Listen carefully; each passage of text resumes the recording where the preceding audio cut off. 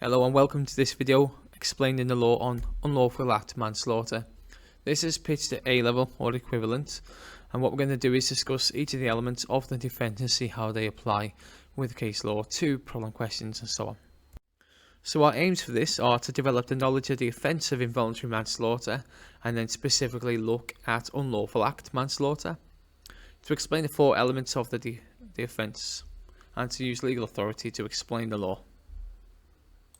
First, we need to start with what involuntary manslaughter is.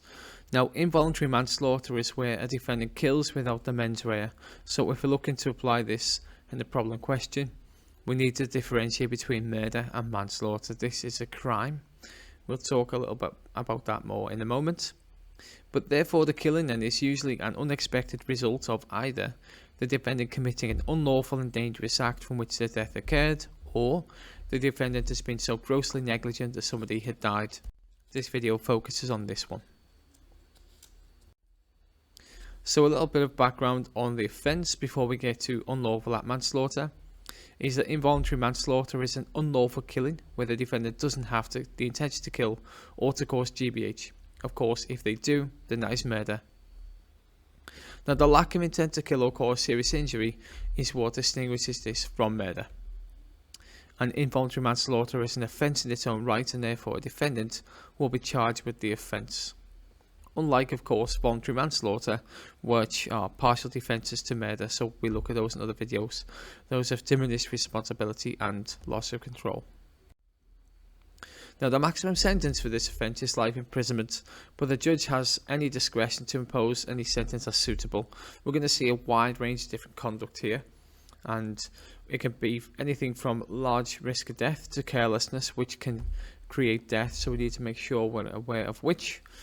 And of course, it's important to note as well that the criminal law doesn't recognise the different offences of manslaughter, so gross negligence and unlawful act are both under the same umbrella as manslaughter. But of course, we proved them to prove the offence, and this is developed through common law. So a quick one is that requirements then is the defendant kills from unlawful and dangerous act, i.e. not an omission. If it's an omission, we need to be looking for gross negligence manslaughter instead. Now, there is no mens rea for murder, but the mens rea for the unlawful act is present. And it's also important that the defendant didn't foresee death or even realise a risk of death, or indeed realise that the act is unlawful or dangerous. All that's necessary is the mens rea for the crime. And a note again, it is a crime, not a defence. So the current test for unlawful act manslaughter is laid out from the case of Goodfellow. Okay, this was an arson case in which people died as a result of a house fire. In essence, four elements need to be proven for the common law offence of manslaughter by way of unlawful act. So the first is, did the defendant commit an unlawful act? Was that act objectively dangerous? Did the act cause death? And did the defendant have the necessary mens rea for the unlawful act? So was the act intentional? So what we're going to do is discuss each of these elements in turn. We're going to start with unlawful act, we'll look at dangerous, we'll look at causation, and eventually the mens rea for the unlawful act. So starting with unlawful act then. The act has got to be caused by a criminal offence. So if the thing itself is only a tort, i.e. a civil wrong, then it's not sufficient. In addition to that, the act must be genuinely unlawful in the criminal sense. So, for example, driving badly is not unlawful, driving dangerously is. And by that same turn, littering is technically a criminal offence. But of course, it does be very dangerous for it to be considered genuinely unlawful. So we will consider those cases, Franklin, Lamb, Goodfellow, just to see where the law lies with respect to the unlawful act. So in Franklin, the defendant threw a box into the sea and it hit somebody who was swimming in the pier, and this person drowned. Now, of course, in this case, yes, it's rather unlucky, but it was a tort, it was negligent, as opposed to an unlawful act. So it wasn't sufficient for unlawful act manslaughter.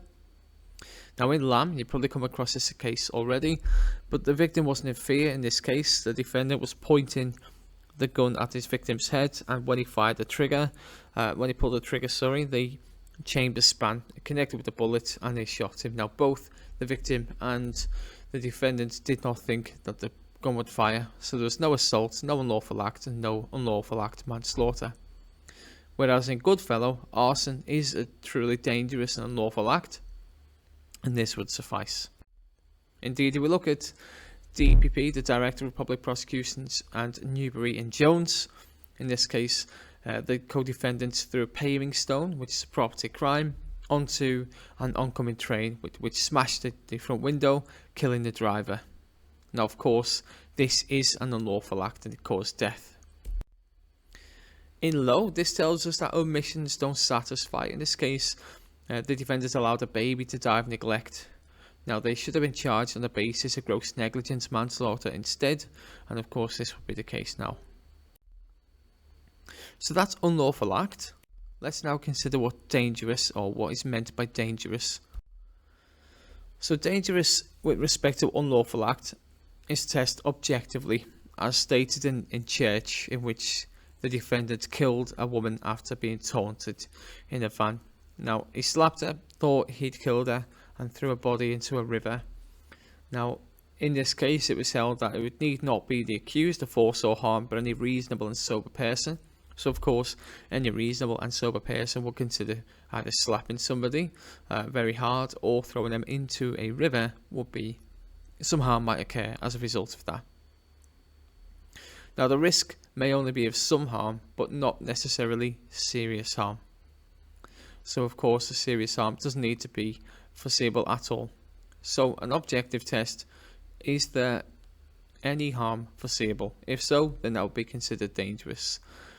So any physical harm will suffice either to a person or to a property. In Mitchell, we probably know this case from looking at causation. Now, the accused punched someone in an argument in the post office. Now, the man attacked fell back and injured an old lady who later died from her injuries. Now, it was enough that the initial act was objectively dangerous, and of course you will have looked at this case when we looked at mens rea also, given that transfer of malice applied from the intended victim to the actual victim. But indeed, it was a dangerous act. Again, DPP and Newbury and Jones. In this case, the boys dropped a slab on the train, killing the guard. Now, if a sober and reasonable man saw risk of injury, it doesn't matter that the boys did not. So again, this element was satisfied. In Larkin, a bit of an odd case, but the defendant threatened a man with an open cutthroat razor. Now, the man's girlfriend intervened and tripped. Now, as she tripped, she fell onto the knife and it cut her throat and killed her.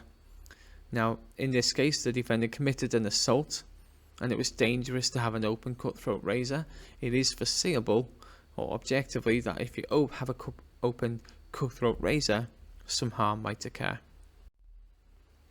Now, in Dawson, there was held not to be a dangerous act in this case, because the armed robbery at a petrol station there was no physical attack, but the attendant had heart disease and soon died after of a heart attack. Now, the manslaughter conviction here was quashed, as a reasonable man would not have foreseen risk of injury.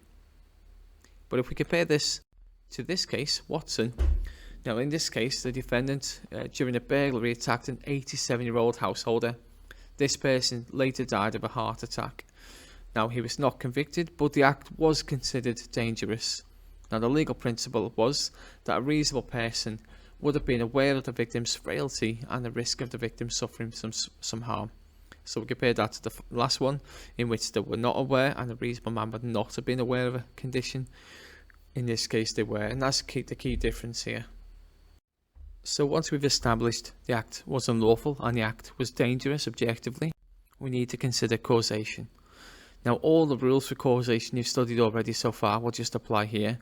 So the but-for test, the de minimis test, and indeed any new and intervening acts as well will still all apply here. What we will look at though is recap on those rules and look at some cases which are unique to manslaughter. So like I say, the defendant must have caused the death of the victim through the unlawful and dangerous act. And when we consider factual causation, we need to apply the but-for test. So, would the defendant have died if the unlawful act had not been committed? But we also need to consider the possibility of multiple causes. So in a large scenario question, there might be one or two different incidents, and we need to be sure that we apply that in the right way. In terms of legal causation, we used the de minimis test. Was the defendant more than a minimal or contributing factor, and certainly with it more than the trifling link. But we also need to consider any new and intervening act, so any medical interventions, the victim's actions, the victim's beliefs and decisions. Are they a new and intervening act? Now, even if not, we need to consider if it looks like it might be, even if only to apply and to dismiss it. And of course, the thin skull rule may apply, though as we've seen in Dawson earlier, sometimes it may not. So a good case which illustrates causation in terms of manslaughter was Johnston and others. Now in this case, there was a group of youths who were shouting abuse and spitting at the victim, and then they threw stones and pieces of wood, with at least one of them hitting him in the temple.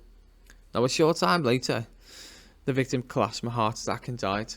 Now medical evidence stated the deaths resulted from coronary heart disease, but the youths had caused the heart attack and the death, but they weren't sure whether the physical incidents, the stones and the wood, which were physical and dangerous assaults, or the spitting and shouting, which were the cause. So as it couldn't be proven, on appeal the conviction was quashed for manslaughter here. So causation was an issue. Now two cases which arguably show how the de minimis rule works with respect to manslaughter is shown here. So in this case, the original attack which forced the victim onto a railway was sufficiently serious to be the cause of the subsequent death. What ended up happening afterwards was people stood in his hands and things to stop him climbing off the railway back onto the platform. But of course, the original attack was the unlawful act, and there was a chain of causation still from this act to the death. So there could be liable. Now in Carey, again, it was in this case the original attack was not thought to be sufficiently serious to be the cause of death, and so the chain of causation was broken. As well, focusing on legal principles, if there are a series of acts by the defendant and it can't be proven which particular act caused the death, then it's sufficient to show any of the acts could have been responsible. So the Attorney General's reference, number 4 of 1980, in this case the defendant carried out a number of acts on the victim, any of which could have killed her, but it couldn't be proved which one actually did. And the court held that the defendant could still be convicted of manslaughter.